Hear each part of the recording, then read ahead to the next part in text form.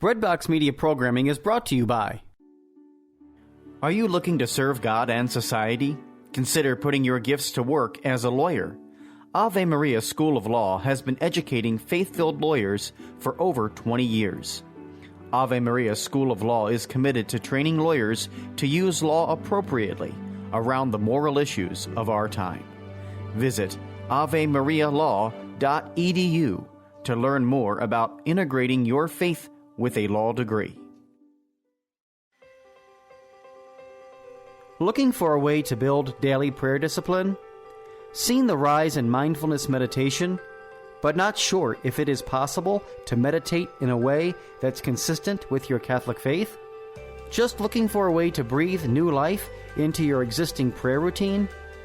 No matter what you're looking for, Hallow is here to help. Hallow is a Catholic prayer and meditation app that helps users deepen their relationship with God through audio-guided contemplative prayer sessions. From meditations on the daily gospel to the rosary to daily examines, Hallow has something for everyone. Hallow is the #1 Catholic app in the U.S. It is free to download and has permanently free content, but you can also check out all of the premium sessions for 30 days, risk-free, by signing up at www.hallow.app/breadbox.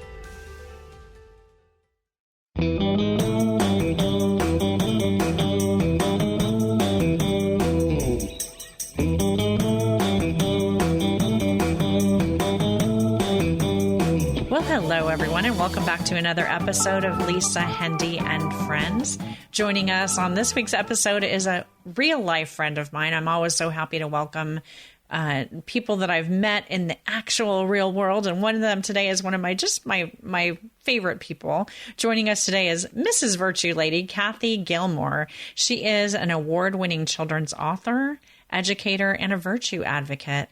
Cathy's passion is helping families grow virtue strong in simple, creative, and joyful ways. Welcome to the podcast, Cathy Gilmore. Thank you so much, Lisa. This is a pleasure and a delight for me to spend time with you as well. I'm always looking forward to the time that we have together every summer. The last few years, I've had the great joy of seeing you at the Catholic Marketing Network Conference, and this year, I'm afraid I will only see you as a little square on my computer. How's life going for you these days? It's going well. Life is always full of challenges, and God always puts sort of surprising pivots in our path. But I think that's where we end up growing stronger in virtue. It's the boulders we have to climb over that give us the muscle to go forward. So, it's all good in a weird way. Yeah, it's so interesting. I think that's what kind of being a person of faith kind of helps you have that perspective. And it's one of the things that I've always appreciated about you is your positivity. We're getting together today to talk about this amazing project that you've created, the Miss You Virtue Challenge. And I've known you as someone who has shared and taught about a passion for the virtues for the last several years. And you do a lot of work with Virtue Heroes, but tell us, if you could just give us an overview of this project and specifically the Mission Virtue Challenge. Yeah, like so many people in the last few months where things have been kind of, all our schedules kind of changed and so many things changed. I felt like God was really giving me an opportunity to focus on my little characters that have been in process of development for probably the last several years, probably 3 years, these tiny virtue heroes, these little animals and insects who will be icons, little ambassadors for virtue, each one of a unique virtue, to give children an imaginative way to connect with virtue itself, because virtue is a theological and an intellectual concept that's hard for kids to grasp in a practical way. So I wanted to give them these characters to be able to really kind of make a connection. Well, in the last few months, I realized that, okay, we need to give parents a practical tool to be able to cultivate that spirit of imagination, that holy imagination in children to connect with virtue. So the Mission Virtue Challenge has been born.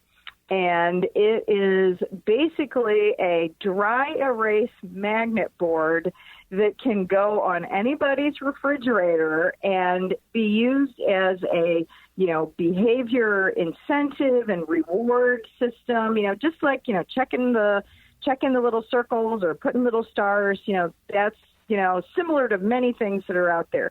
But the difference with this is that these fun little characters are in each little circle that the children can look at and follow along. And this board, it also can be used as an aid to prayer so that the child can follow the same little path if the family's praying a rosary or any other kind of devotional prayer. Or it can literally be laid on the floor or laid on a table and played like a conventional board game. So we're giving families a whole spectrum of ways to interact with this one little game and be talking about virtues and these little virtue heroes and these virtue characters the whole time. This is like one of those, but wait, there's more.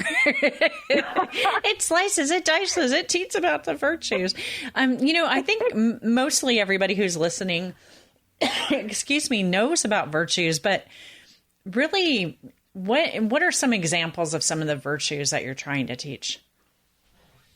Well, part of what I'm trying to do is make the idea of virtue something very accessible.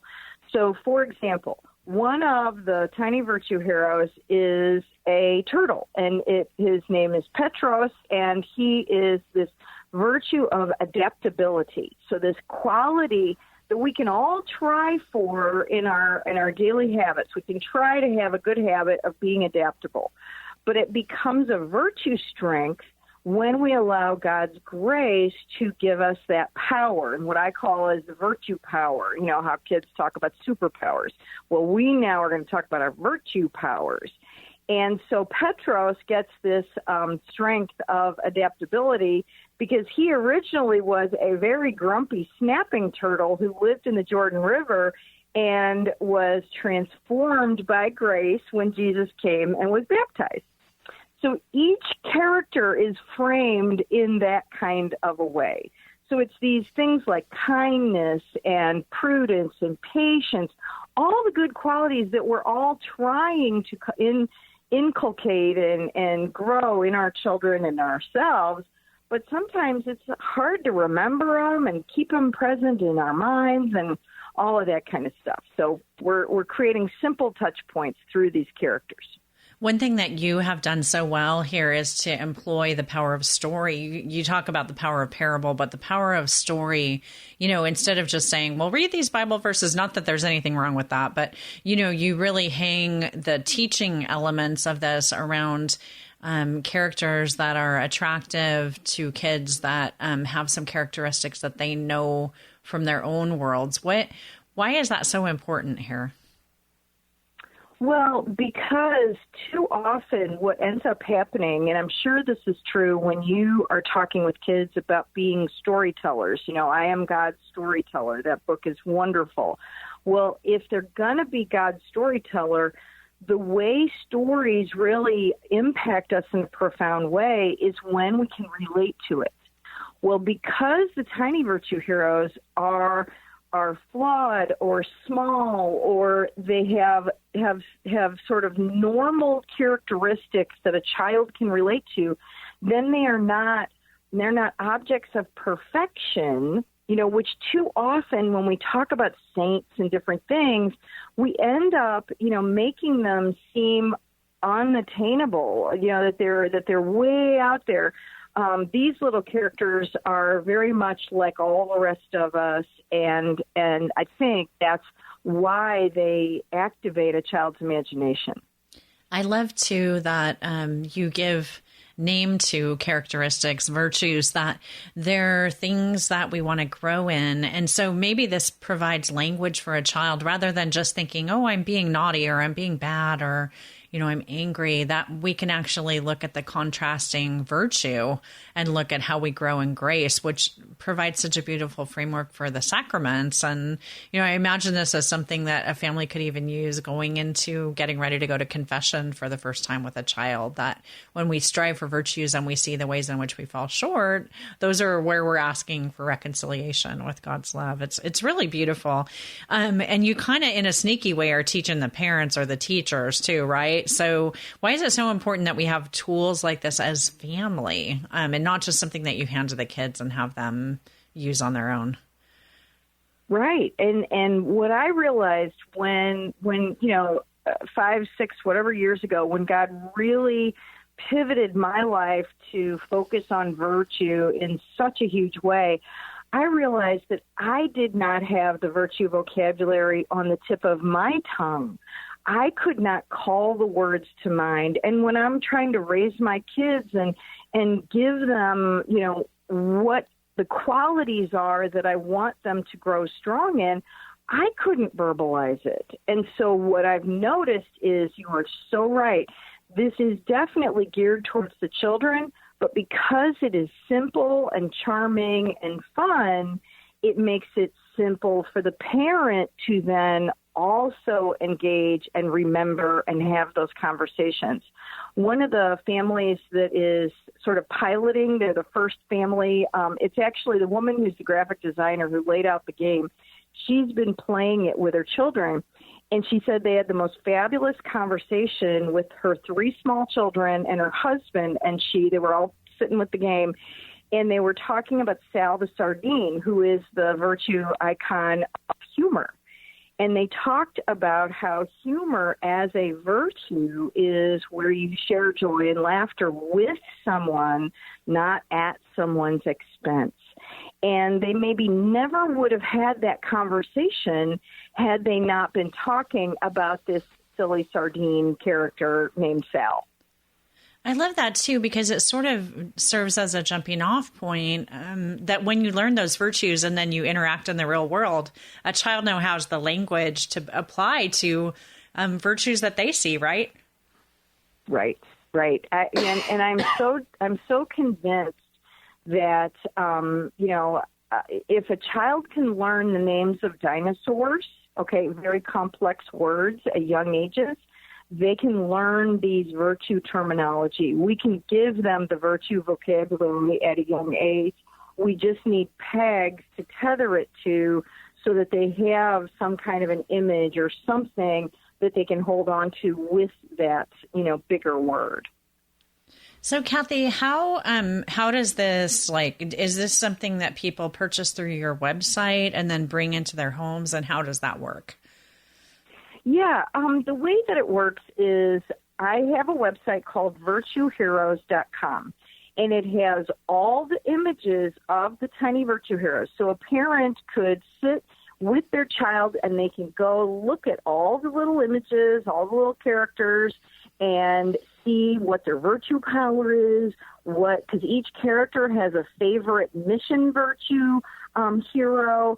So there's all kinds of stuff that people can access for free, just to have as a reference point to talk about virtue and these little characters with their kids. But then I have a store on Zazzle with a whole bunch of different products. The Mission Virtue Challenge magnet is one of those products, but there's a bunch of different things like key rings and other kinds of things that families can get, to be little incentives or rewards, because everybody ends up with a favorite character. So having a key ring of their favorite character is fun, things like that. But we've got T-shirts, tote bag, iron-on labels. I'm not making everybody buy licensee, clothing. I'm just selling the iron-on labels. So if they want to turn any item in their house into Virtue Hero gear, they can do it. That's adorable. And the characters are so cute. I mean, you know how much I love stories. And as I was perusing the website, I was just like, oh my goodness, I know you have plans for books. And I'm just wondering how you developed these characters in your mind and what you hope to do with their stories. Well, the first storybook is coming out in probably late July 2020, and it's called Mouse and a Miracle, and it is about a little mouse who we imagine is a friend of Mary at the time of the Annunciation. And so if we start with the Annunciation, can you imagine where the other stories that follow might come next? Wow, leading us right through the Gospels from an animal's perspective. We're working our way, we will work our way through the mysteries of the Rosary. So the first beautiful. 20 stories actually all align in, not verbatim, but align with the mystery of the Rosary. And so the characters all flow from the story. So I'm picking characters that all are indigenous to Israel, that would have very naturally been a part of Jesus or the apostles' lives. The second storybook is about Devery the honeybee. Well, why? Because that's the story of the visitation. And what did John the Baptist eat when he grew up in the wilderness? Locusts and wild honey. Oh. So it's a honeybee that tells his story and the story of the visitation. And then we've got a camel named Amel that was with the wise men for at the story around the story of the Nativity, and Ziva, a little cow, it witnesses the presentation of Jesus, and Eli, a caterpillar, rides in Mary's basket the whole time while they're looking for Jesus and find him in the temple. Wow. So we've got a whole menagerie of adorable little friends that hopefully will make Virtue something very familiar and very desirable for kids. I love your passion around this and how it's like these are your friends. You've spent so much time with them in your head and your heart. And I'm sure, like me, when I'm working on a project, sometimes my characters wake me up at night and talk to me in my dreams. And I'm sure you have a lot of that going on here, too, because this is a complex realm you've created here. Oh, it is. This is, how we talk about the Marvel universe? Well, this is the Virtue Heroes universe, where Virtue is real superpower. It is supernatural power from God's grace. And so we're gonna reboot all our children's thinking about what superpowers are. I'm determined. I love it. I love the determination, and I love the purpose of it. It's absolutely genius. And, it's interesting. Somebody was messaging me on Facebook recently about just this time that we've been through and how suddenly school and church are home based. We're emerging from that. But I wonder if some of the lessons that we've learned as parents and as family are, to stop ceding so much control over the faith formation of our children to others, and really to reclaim this as not only, a responsibility, but also a joyful thing that we can do together. And this is just the perfect tool for that. That's my hope, is that within the family and within the school, we have been so submerged in so much, cultural, character-driven material that it's a shared experience between home and school, whether it's Clifford the dog or all these other kinds of things. Well, I want to create that experience that unites home and school, and that is fun, for our children's imagination, so that formation and imagination can actually be integrated together. Beautiful. Well, Cathy Gilmore, always such a joy to chat with you. And I definitely want to point people over to virtueheroes.com. We'll have that as well as the link to the Zazzle store where you can get all of the wonderful Tiny Virtue Heroes merchandise as well. And Cathy, any kind of closing thoughts that you want to share with our listeners before we let you get back to work? Well, I just ask for everybody to, if they know of a teacher in a school or a PSR leader, these folks need practical and simple tools. And the more we can integrate between home and school for the kids and the families, the better off we are. So if you can help me get the word out and let the teachers and the school leaders know that this is something that's not expensive. This isn't a big program that somebody has to spend a fortune on. This is, it's very affordable and I think will be really valuable, So there we go. Awesome. Well, friends, we'll make it easy for you to share this. Definitely have all the contact information that you need. Cathy Gilmore, thank you so much for what you do, for being my friend in real life, and for what you teach me. I'm really, really grateful. Oh, thank you. I appreciate you so much, too. Well, friends, that is it for this week's episode of Lisa Hendey and Friends. We are going to have links to Cathy Gilmore's information about the Tiny Virtue Heroes and the Mission Virtue Challenge. You can click on the podcast as you're listening to it right now and see those show notes, or just come on over to my website, lisahendey.com, where you'll find her information as well as all of our previous podcast episodes and ways for you to get in touch with me too. Are you my friend on Instagram yet? If you're not, what is wrong? You need to follow me over there. So I hope that you have an awesome week, and until we're together again next time, God bless.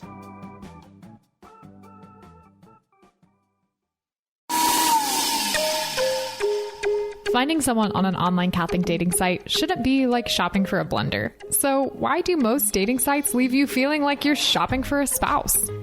At Catholic Singles, we connect members through our unique user polls and activities, which help you discover other members and their personalities and interests. Because you're a person, not a profile picture.